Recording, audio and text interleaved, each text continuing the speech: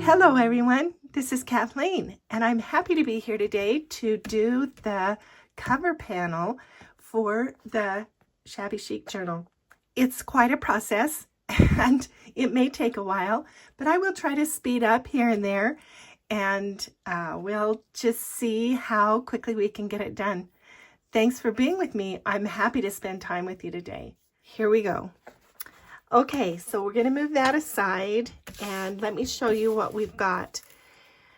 So I was looking in my stash of vintage postcards and I found this one. It's May 1917 from Grandma and it is gorgeous. I think it's embossed and it has the right colors that will match the cover and it has these embossed leaves here. Those colors are perfect. The darker green, yeah, it's going to work really well. So the only thing wrong with it is it has this big birthday greeting right here, which I didn't like too much. So I decided to use a frame to cover that up, and then I needed to find something to put in the frame. It's a cabbage rose, very shabby. So I'm going to put that in the frame, put that over that, and then we'll put it on the base. So let me show you about the base. I've used the taco shell box and a second piece of kind of like what's on the back of a notebook, a chipboard.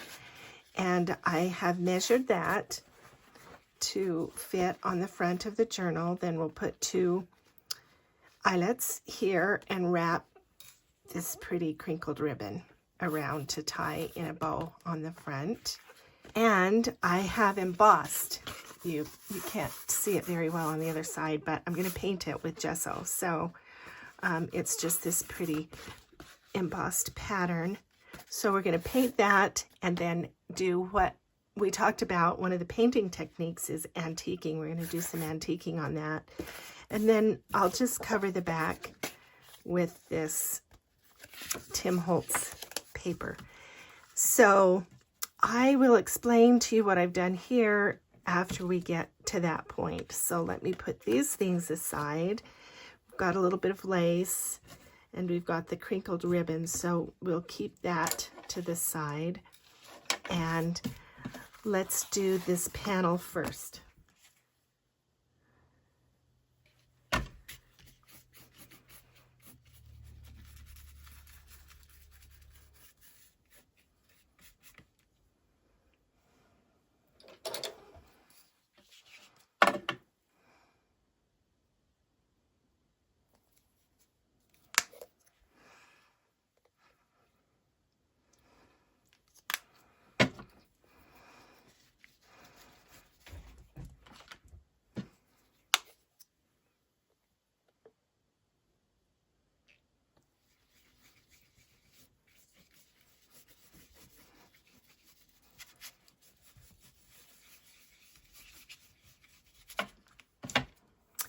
Okay, it's taken me 5 coats to get the taco stuff covered up. And if I'd been paying attention, I would have known I needed to sand a little more of that printing off.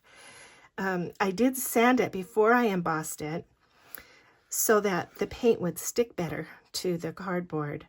But you can still see a bit, but we're not going to worry about it now because we're going to put a couple other coats on.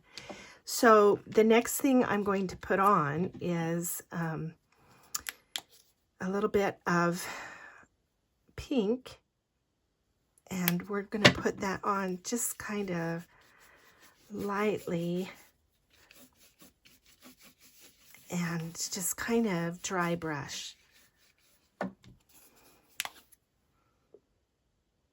I mean, it's not technically dry brush because I wouldn't be putting it directly on here, but then I'm going to just kind of brush it off. And just take a little baby wipe and kind of wipe some of it off to be in some parts and not in other parts. Okay, and now let me dry this. Okay, now we're going to put some of this quinacridone rose. This is acrylic ink, fluid ink, and then we're going to spray it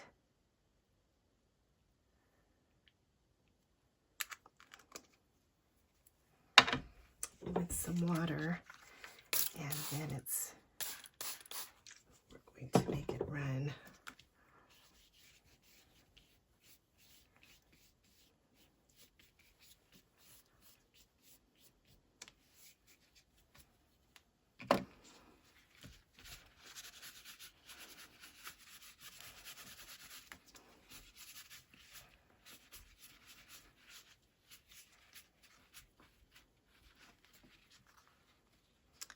And I want to pay attention to this down here because I really don't want that showing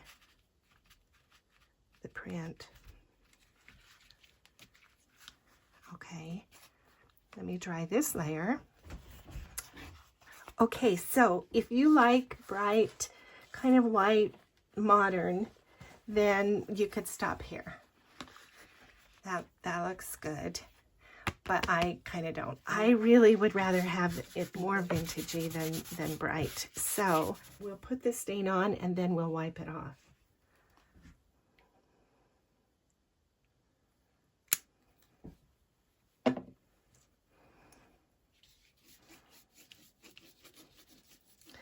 And this is just going to take the color down a little.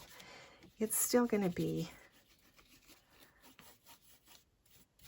light once I get it wiped off, but it's just going to be kind of stained looking, and that's what I want.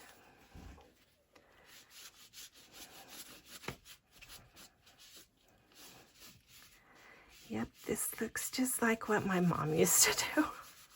I love it. Yeah.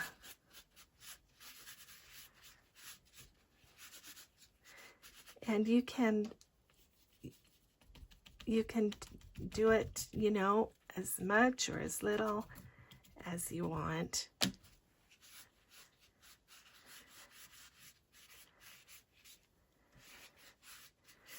Okay, I think we have all the taco print covered up, which is good.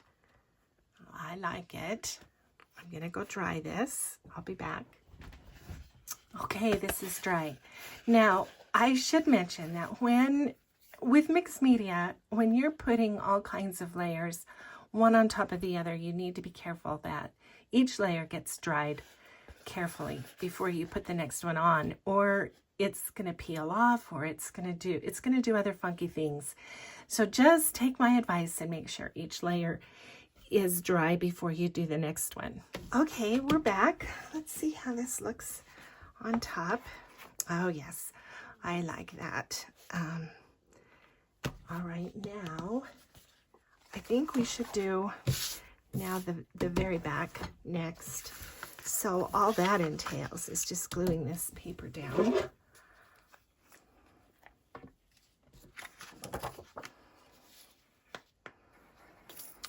And we've all done this 1,000 times.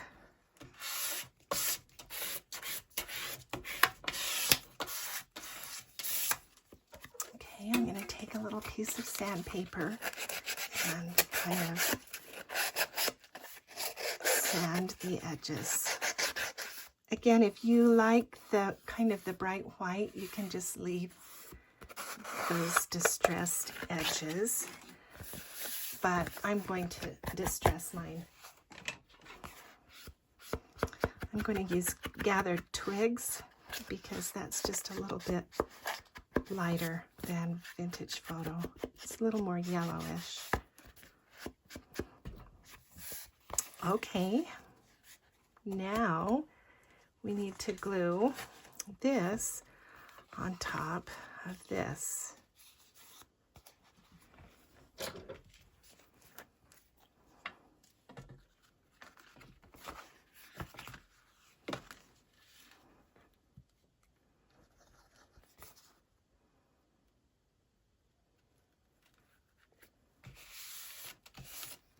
Again, I'm going to just gently sand the edges just so that it all looks even. All right, now I'm going to take my really fine sandpaper and just kind of buff up that top a little bit, bring out some more of the white and make the pink recede so that that embossing shows up really well. Great. I like that. Okay, now we need to make sure we have the top up, and then we'll finish with this. Okay, let me show you. So this is going to go here on top, and then I have cut this little frame. This is a Tim Holtz 3D embosser, and die cut. It's an embossed die cut, so it cuts it and embosses it at the same time. And that's going to go here. And then I have done some glossy accents. So I did have some mica. I have mica somewhere in my stash, but I could not locate it. And so I just used glossy accents. I traced around, you know, the inside of the frame. I put the glossy accents in there, and then, and this was before I glued it to the cardboard. I let it dry overnight, and then I hope you can see I've cracked it. I have just folded it and bent it, and so that the glossy accents would crack, because I wanted these little tiny bubbles and the cracks. It just makes it more old. And so now I can glue this. Whoops, it's upside down. I can glue this on top, and then we can glue it there. I want to put a little bit of stain on that just to bring out the embossing.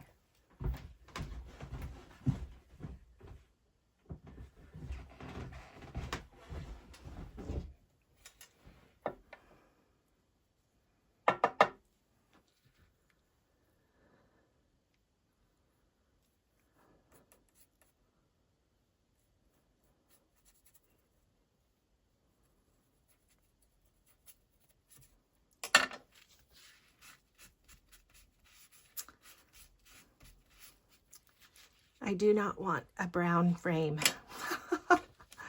All right, so I've got to get the gesso and paint that.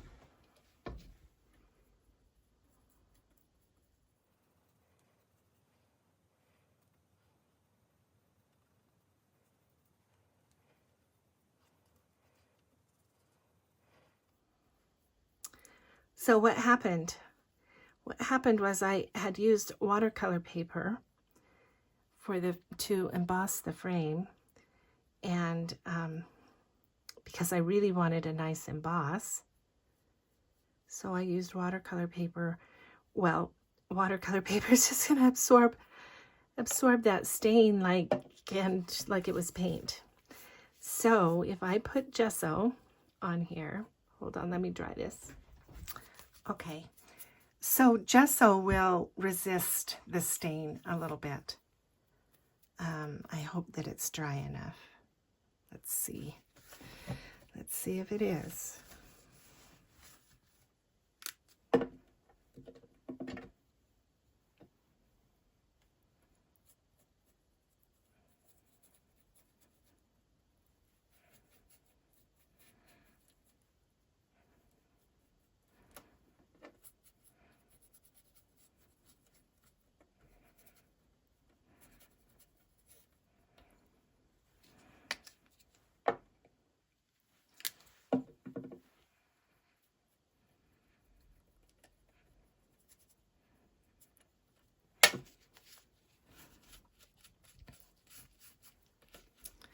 Yeah, that's more what I wanted.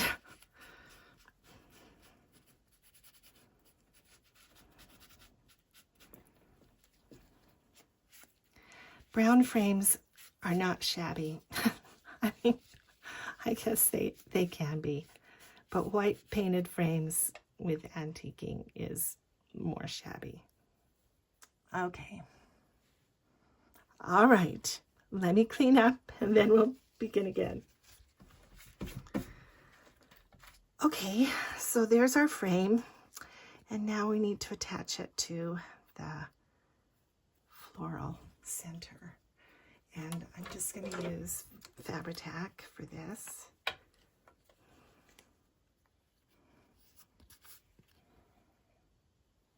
Okay, now you can see that pretty center.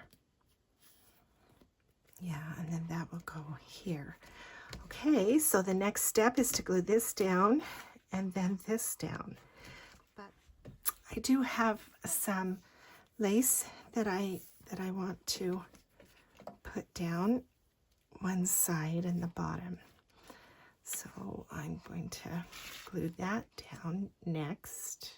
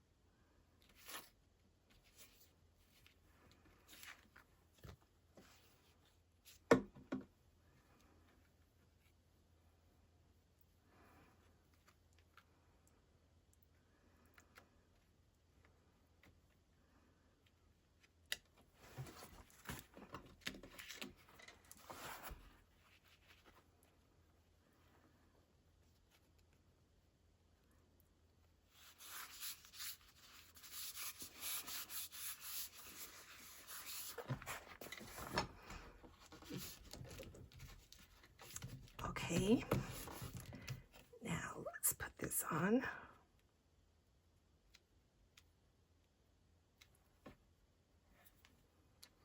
We need to measure for the eyelets, so let's do that.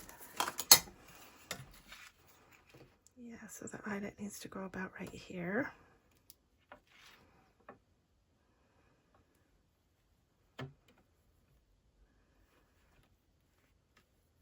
And about right here.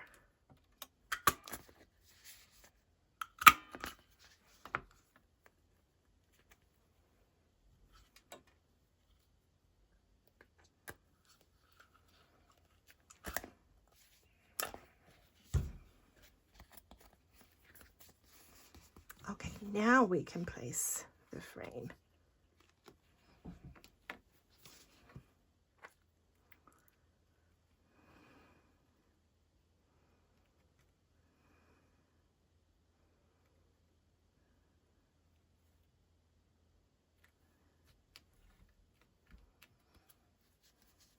I think that's pretty.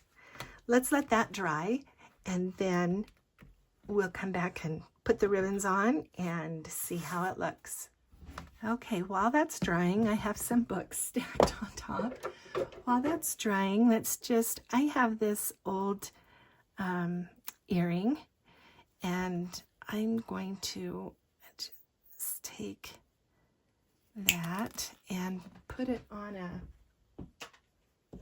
let's put it on a bulb pin, and we will have a little glam to hang on our bow. Maybe we want a silver.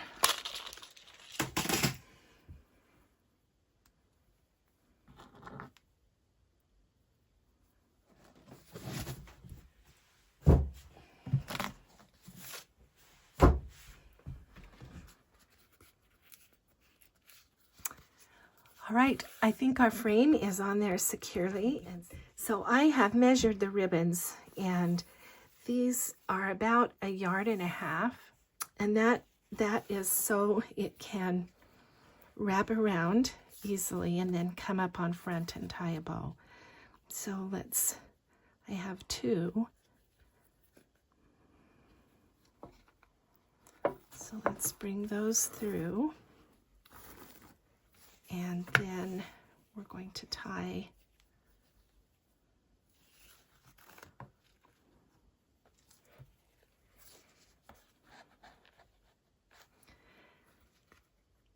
we could make the usual lark's head, or we could leave it. I do think I'll make the lark's head.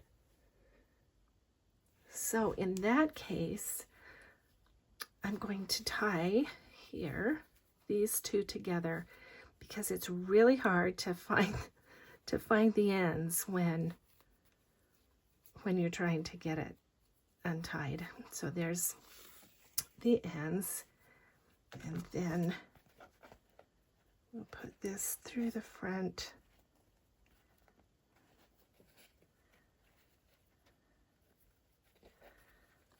And bring that through.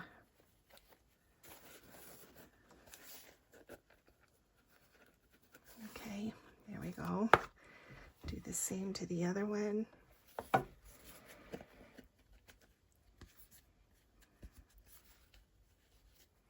Okay, let's put it on and see how it looks.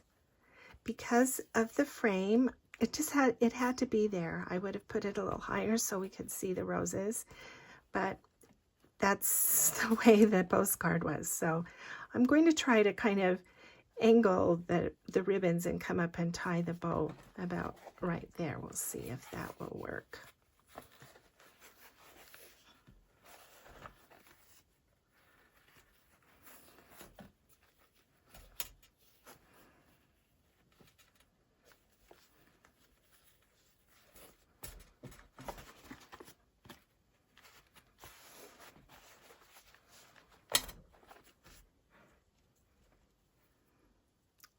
Add our little charm.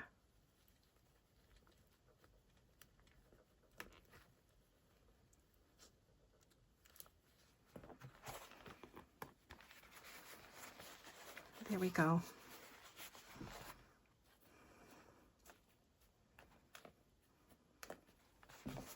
So that will just be a little hidden piece, and it will be fun to open it up and see what that is. So that's our cover panel for the Shabby Chic journal. Thanks for spending all that time with me. I hope that was useful to you to see how to make this kind of a journal closure. I appreciate always the time you spend with me. Thanks. We'll see you again with the flip through.